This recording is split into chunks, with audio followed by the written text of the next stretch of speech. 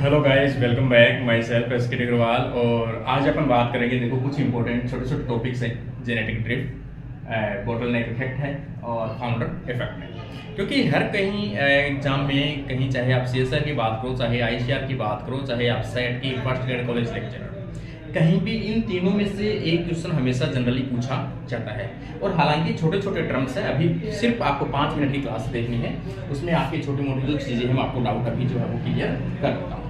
ठीक है, सबसे पहले अपन जेनेटिक ड्रिफ्ट देखते हैं कि जेनेटिक ड्रिफ्ट होता क्या है। ठीक है, तो यहाँ पे देखते हैं अपन जेनेटिक ड्रिफ्ट। देखो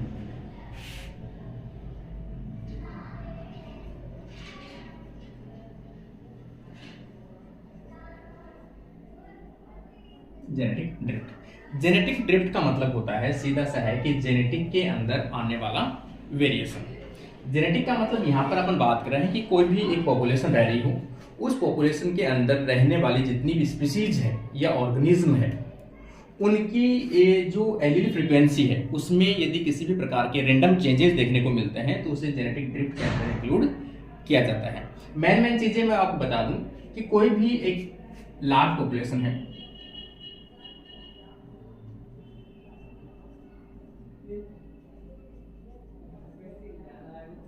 एक लार्ज पॉपुलेशन है, जैसे यहाँ पे एक लार्ज पॉपुलेशन है, इसमें अलग अलग ऑर्गेनिज्म रहते हैं, जैसे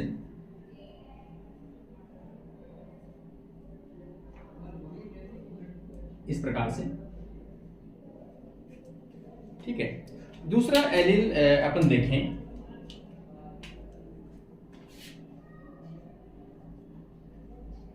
यहां पर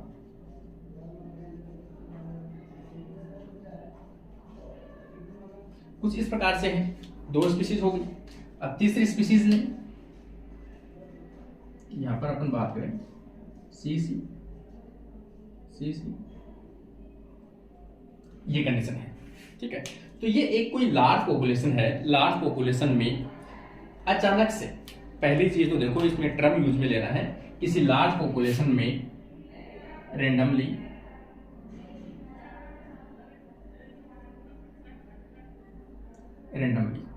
अचानक रेंडमली क्या होता है, डिसास्टर आ जाता है, या कोई भी फ्रेगमेंट। इसमें से मेन चीजें जो मैं आपको बता देता हूं।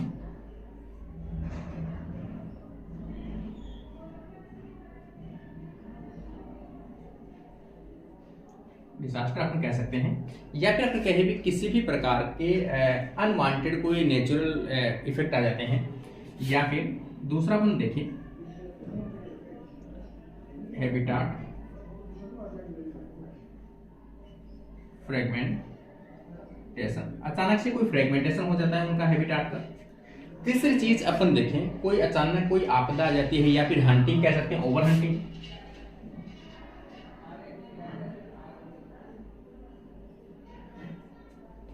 ऐसी कंडीशन से, मतलब नेचुरल कंडीशन नहीं है, ये सभी एक अनवांटेड रेंडमली होने वाली एक प्रोसेस है, कभी भी हो सकती है। अचानक से अगर कोई ऐसी रेंडमली प्रोसेस हुई है और इनके कारण से यदि अपनी बात करें कि ये जो पूरा है ये क्या हो गया, डिस्ट्रॉय हो गया है, ये डिस्ट्रॉय हो गया, तो यहां पर ये जो है केवल ये ऑर्गेनिज्म, 2 ऑर्गेनिज्म प्रकार के, 2 स्पीसीज प्रकार की कोई बची है यहां पर, एक तो ए और एक बी, 2 वाले बचे हैं। अब होगा क्या कि इनमें आपस के अंदर स्मॉल पॉपुलेशन है, ये कोई लार्ज पॉपुलेशन है, लार्ज पॉपुलेशन में से अचानक से कोई डिस्ट्रॉय होने के कारण से छोटी पॉपुलेशन है वो बच जाती है। उसमें एलील फ्रीक्वेंसी यहाँ कितने थे, एलील फ्रीक्वेंसी सपोज यहाँ पर 1 2 3 4 था, अब कितने रह गए, केवल 2। एलील फ्रीक्वेंसी में क्या हुआ है, चेंजेस हुआ है। अगली पीढ़ी में, अगर अगली जनरेशन में जो एलील जाएंगे वो कौन से जाएंगे, ये वाले जाएंगे नेक्स्ट जनरेशन में। इसका मतलब इनकी कहानी यहीं खत्म होती है।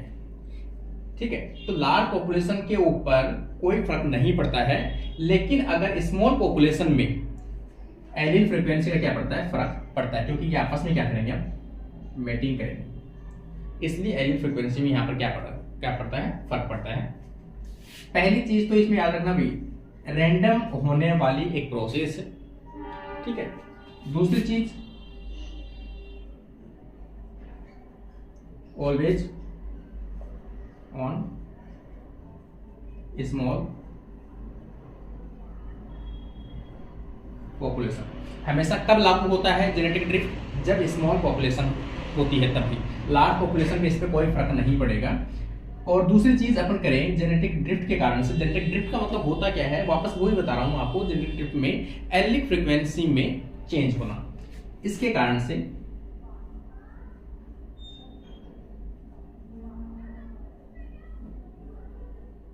एलिक फ्रीक्वेंसी में चेंजेस क्या होता है, चेंजेस देखने को मिलता है, और अगली पीढ़ी में केवल इन्हीं की जनरेशन है वो आगे बढ़ेगी। इस प्रकार से अगर रेंडमली कोई एलिक फ्रीक्वेंसी में चेंजेस होता है किसी कारण से, नेचुरल आपदा नहीं भी, आर्टिफिशियल आपदा होनी चाहिए, ठीक है। आर्टिफिशियल आपदा कोई भी हो सकती है, हैबिट फ्रेगमेंटेशन हो सकता है, ओवर हंटिंग हो सकता है, उनके कारण से लार्ज पॉपुलेशन में से कुछ ऑर्गेनिज्म बचकर अगर अलग जगह रहते हैं और उनकी जनरेशन में आगे वो जीन पास होते हैं, तो इस कंडीशन को आप ये भी कह सकते हैं जो बचे हैं ये ऑर्गेनिज्म, ये क्या है, by luck chance, by luck ही बचे हैं, इसीलिए इनकी जनरेशन आगे पास होगी, ठीक है ना। तो ये तो था पहला, अपन बात कर रहे हैं जेनेटिक ड्रिफ्ट की। सेकंड अपन देखें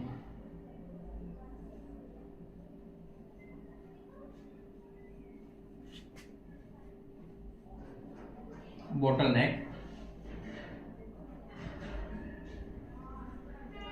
इफेक्ट। बोटलनेक इफेक्ट क्या होता है, होता ये भी सेम कैसा है, रैंडम होता है, और इसके अंदर भी सेम क्या होती है, एलिलिक फ्रीक्वेंसीज होती है, लेकिन ये क्या होता है, अचानक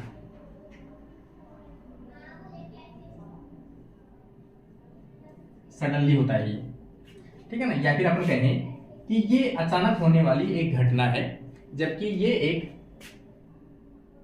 अपन कहें स्लो प्रोसेस है, ये एक स्लो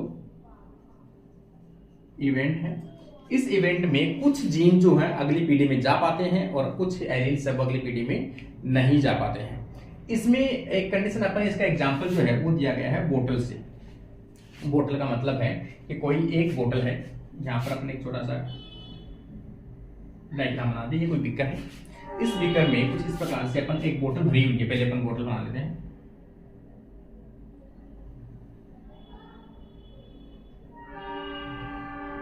यहाँ पे एक बोतल भरी हुई है, इसके अंदर कुछ ऑर्गेनिज्म जो है वो रहते हैं।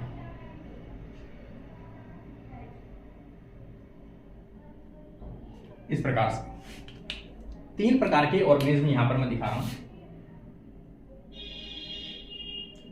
रेड, ब्लू और ब्लैक, ठीक है। ये अलग अलग स्पीशीज जो है इस बोतल में भरी हुई है, इनको अपन एलील फ्रीक्वेंसी भी कह सकते हैं, अलग अलग एलील्स है ये सभी, इस प्रकार से एलील्स है। अचानक से अगर मैं या तो ये नीचे वाला पोर्शन तोड़ दूं, ये वाला पोर्शन तोड़ दे, तो जो किनारे पे रहेंगी वो ऊपर की तरफ निकल जाएंगे। इसका मतलब यहां पर देखिए अपन इस बोतल को कुछ इस प्रकार से अपन करते हैं,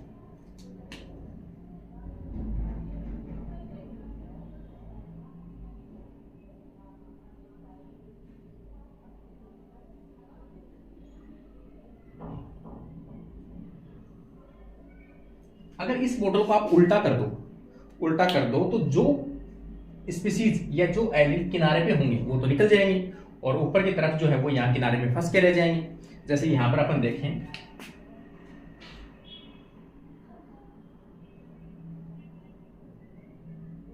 कुछ इस प्रकार से स्पीसीज है,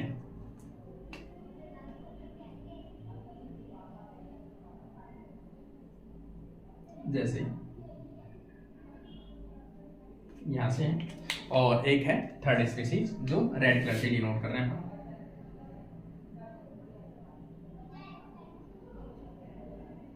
यहाँ पर देखो, ठीक है। आपने अगर इसको उल्टा किया है तो सबसे पहले जो किनारे के अंदर होगा, ये तो देखो एक पॉपुलेशन है, ये एक लार्ज पॉपुलेशन, इसमें क्या है, 3 स्पीसीज के एलिल्स है, तो इसमें ऑल एलिल्स प्रेजेंट है। इसमें यहां पर अगर अपन देखें, यहां नेक इवेंट होता है,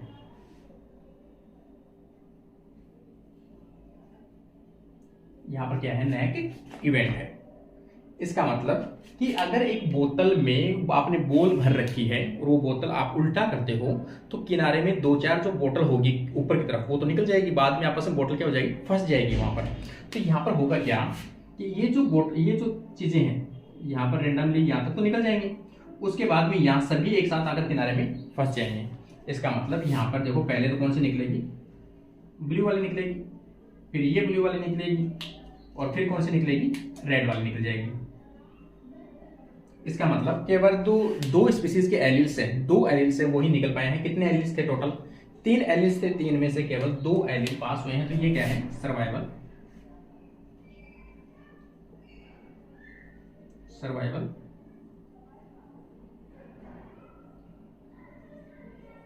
पॉपुलेशन, केवल ये सर्वाइवल पॉपुलेशन है।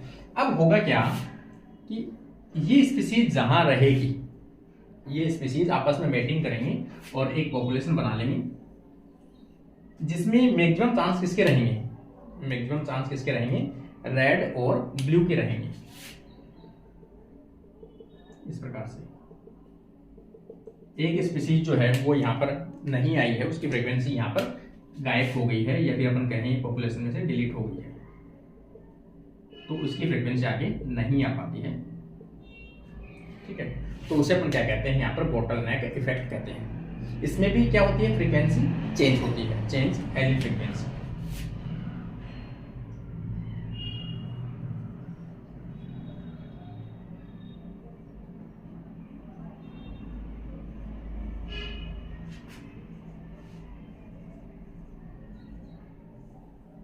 एलिक फ्रीक्वेंसी, ठीक है। ये भी, इसमें भी चेंजेस होते हैं, और लेकिन इसमें जो इवेंट होते हैं, इवेंट वो क्या होते हैं, स्लो होते हैं। ऐसा नहीं है कि अचानक से कोई भूकंप आ गया या कोई अर्थक्वेक हो गया, मतलब जो भी चीजें हैं अचानक से कुछ हो गया, वैसा कुछ नहीं होगा। इसमें चेंजेस हमेशा स्लो होते हैं, जिसके कारण से कोई जो मेंबर किनारे पे रहेंगे पॉपुलेशन के, वो किनारे से बाहर निकल जाएंगे और अपनी एक नई पॉपुलेशन बना लेंगे। अब उसमें डिपेंड करता है, रेंडमली बात है कि कैसी है, ये रेंडम है, ये भी कैसा है, रेंडमली है। लेकिन कुछ एलिल है वो अगली पीढ़ी में जाते हैं, और अगली पीढ़ी में केवल वो ही एलिल्स अपनी पॉपुलेशन आगे जनरेशन में बढ़ाते हैं, पीछे वाले वो रह गया, मतलब लेग वाला अगर रह गया तो रह ही गया, वो उसका कोई इलाज नहीं है वो, ठीक है। ये था अपना बोटलनेक इफेक्ट। थर्ड चीज अपन देखें, एक चीज याद रखना भाई, इसमें पॉपुलेशन जो है हमेशा कम ही आती है, ठीक है ना, इसमें कम आती है। जेनेटिक ड्रिफ्ट में ज्यादा भी आ सकती है, कम भी आ सकती है, ठीक है ना। दूसरी चीज अपन देखें, फाउंडर,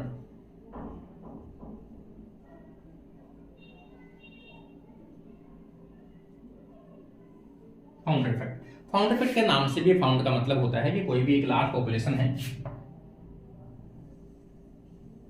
यहाँ पे कोई लार्ज पॉपुलेशन है, इसमें कोई ऑर्गेनिज्म रहते हैं, 3 प्रकार के जो ऑर्गेनिज्म है या स्पीशीज है, 3 प्रकार की एलिल्स है, या फिर अपन कह सकते हैं, ठीक है।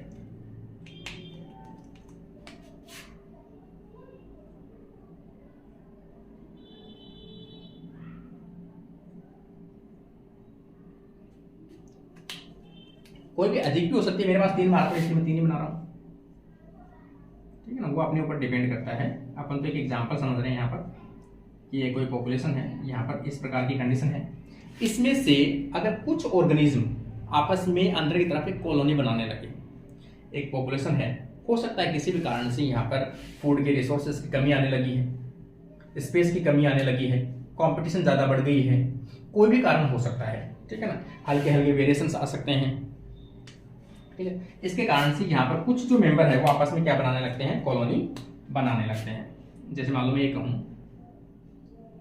कि ये ऑर्गेनिज्म आपस में क्या बनाने लगे, एक कॉलोनी बनाने लगते हैं। अब इस कॉलोनी में डिपेंड करता है कितने ऑर्गेनिज्म इन्वॉल्व हुए हैं। तो यहाँ पर कितने ऑर्गेनिज्म केवल 2 प्रकार के इन्वॉल्व हुए हैं। तो ये जो कॉलोनी है कुछ टाइम बाद यहाँ से क्या होगी, माइग्रेट कर जाएगी, माइग्रेट करके और एक सुरक्षित स्थान पे जाएगी और वहां पर अपनी कॉलोनी को सर्वाइव करती है। और धीरे धीरे ये क्या करती है, अपनी जनरेशन को बढ़ाती है। लेकिन उसमें केवल 2 ही एलील पास हुए हैं, ये 2 एलील पास हुए हैं। जबकि यहाँ इस प्रकार की कॉलोनी थी, अब आने वाली जो कॉलोनी होगी उसमें कुछ इस प्रकार की होगी, केवल आपको 2 ही रैंडम ऑर्गेनिज्म देखने को मिलेंगे, ब्लैक और ब्लू। ठीक है, यही केवल देखने को आपको मिलेगी। इसका मतलब रेड वाली है वो इसमें नहीं आएगी। दूसरी चीज है कि जो फर्क आएगा एलील फ्रीक्वेंसी का आएगा वो हमेशा स्मॉल पॉपुलेशन पे ही आता है, लार्ज में कोई फर्क नहीं पड़ेगा। यहाँ से अगर निकल भी गई है तो ज्यादा फर्क नहीं पड़ेगा, क्योंकि इसके पास तो फिर भी बहुत मेंबर बच गए, तीनों एलील, इसके पास तीनों एलील है, इसमें तो तीनों एलील कंडीशन है। लेकिन आने वाली जो कंडीशन जनरेशन है उसमें केवल 2 एलील कंडीशन है, न्यू पॉपुलेशन या फिर अपन कह सकते हैं न्यू कॉलोनी।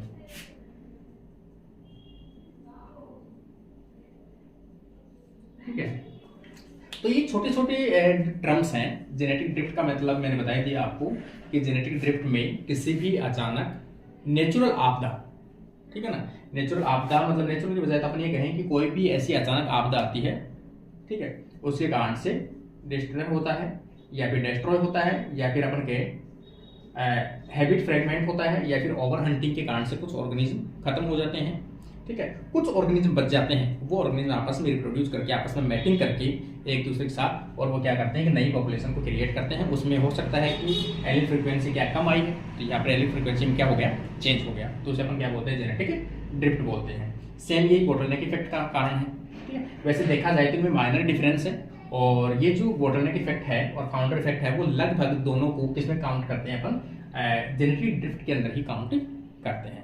तो ये एक छोटी सी इन्फॉर्मेशन थी, उम्मीद करता हूँ आपको पसंद आई होगी। अगर पसंद आती है तो आप कमेंट करके जरूर बताइए और चैनल को सब्सक्राइब जरूर करके रखिए, ताकि आपको CSIR नेट या बॉटनी और जूलॉजी से रिलेटेड आपको जो भी कोई नई वैकेंसीज आती है तो मैं आपको सबसे पहले नोटिफिकेशन या इन्फॉर्मेशन जरूर देता हूँ। ठीक है, इसी के साथ आज का वीडियो कंप्लीट होता है। Thank you friends.